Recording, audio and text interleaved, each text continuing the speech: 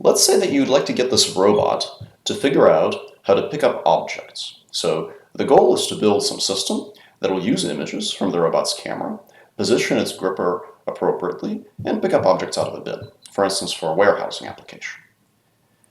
So images come in, they go into your method, which you're going to design, and your method is going to produce XYZ coordinates where the robot is going to put its gripper and attempt to pick up an object. Now, you could imagine a number of different approaches to addressing this challenge. You could, for instance, make use of your knowledge of the robotic system, measure the coordinates of the gripper, how they relate to the camera, set up a 3D reconstruction algorithm to figure out the geometry of the objects, and position the gripper appropriately for each grasp. In some cases, this will work very well. For instance, if you have a rigid object like this, the robot will probably put the fingers in the appropriate positions and grasp that object. But some objects require a little bit more knowledge. For instance, a large heavy object like this, you'd have to figure out that the center of mass is really concentrated around this bit and pick it up appropriately. And some objects really kind of defy our prior expectations. If you have, for example, a soft and deformable object, a much better way to grasp it is to actually pinch it in the middle rather than treating it the same as the rigid objects. So an alternative that you could consider is to set this up as a learning problem. But in trying to apply standard supervised machine learning techniques to this task, you'll encounter a few challenges. Standard supervised machine learning methods are going to require somebody to provide labeled tuples of images and the corresponding ground truth XYZ position for a successful grasp. And these are very difficult for humans to provide because we ourselves aren't robots. We don't quite have a good intuition for where a robot needs to place its fingers to pick up an object. So the topic of this class will be to develop reinforcement learning methods that can allow us to automate the process of acquiring skills of this sort. At a very high level, you could imagine a reinforcement learning method as utilizing data that is not necessarily ground truth data, that is not necessarily data of good, successful behaviors, but just data that provides experience, that tells us what are possible outcomes that might happen in the world. So if all of these robots can experience a wide variety of objects, picking them up or failing to pick them up, can we use that experience to provide for this grasping system? So in this case, we start with data collected autonomously rather than by humans, and that data consists of images, outputs, which are the same XYZ tuples, and now these tuples are not going to necessarily all be successful, but instead they'll be labeled with their outcome, which would be either a success or a failure. And this data would be provided to a reinforcement learning algorithm, which would produce a policy that would hopefully perform the task a bit better than the robots did before when they were collecting the data. Crucially, the reinforcement learning algorithm isn't done yet. The resulting policy can then be deployed back into the real world to collect additional data that could further improve the behavior. So what is reinforcement learning? Well, fundamentally, reinforcement learning is two things: a mathematical formalism for learning-based decision-making, which allows us to design algorithms, and an approach for learning decision-making and control from experience, from data, rather than relying on the controller or policy itself being designed by hand. How is reinforcement learning different from other machine learning topics? Well, if we consider standard or supervised machine learning, we typically make a number of assumptions. For example, we'll typically assume that we're given data consisting of inputs x and outputs y, and our goal is to learn to predict y from x to essentially acquire some function, f of x, that gives us y.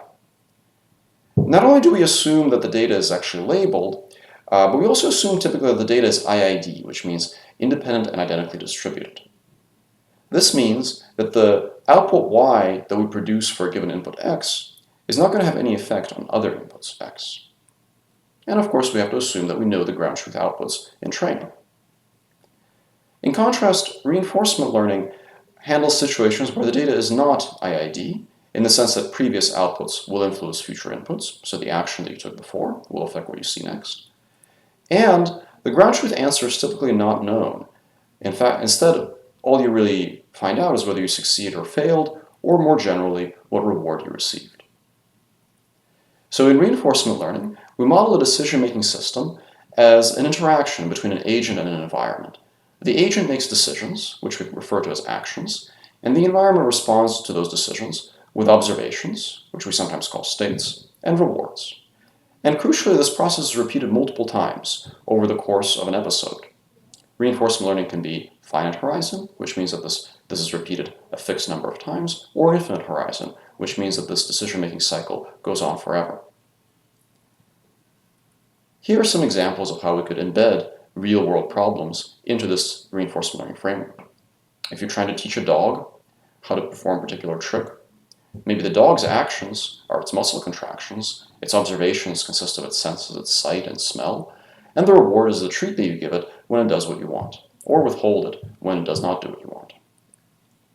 If you're using reinforcement learning to train a robot, maybe its actions are motor currents or torques, its observations are inputs from its sensors, like its camera, and the rewards here might consist of some measure of task success. For example, if you'd like the robot to learn how to run, the measure of success would be how fast it's running. But reinforcement learning is not limited just to dogs and robots.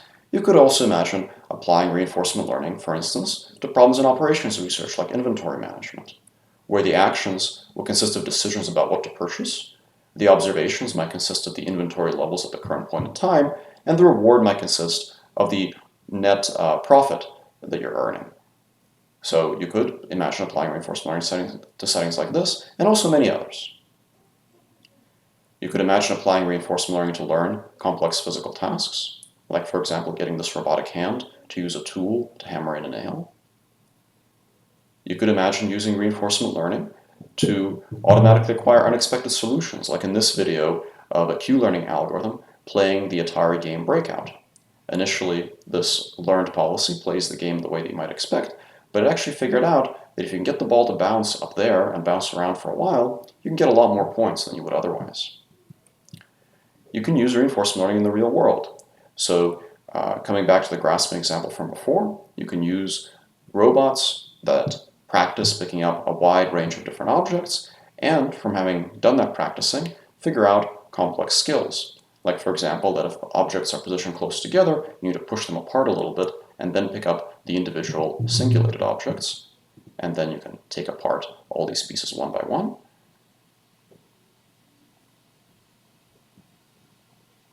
You could also figure out that, if you attempt to pick up an object successfully, that's good, you should put it away.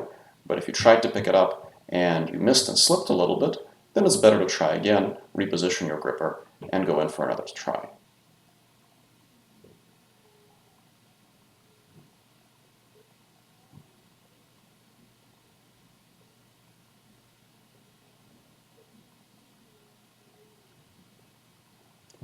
You could also train the policy such that it can pick up a wide range of different objects. So in the same way that we can see generalization in all sorts of computer vision applications, we can see generalization in reinforcement learning systems.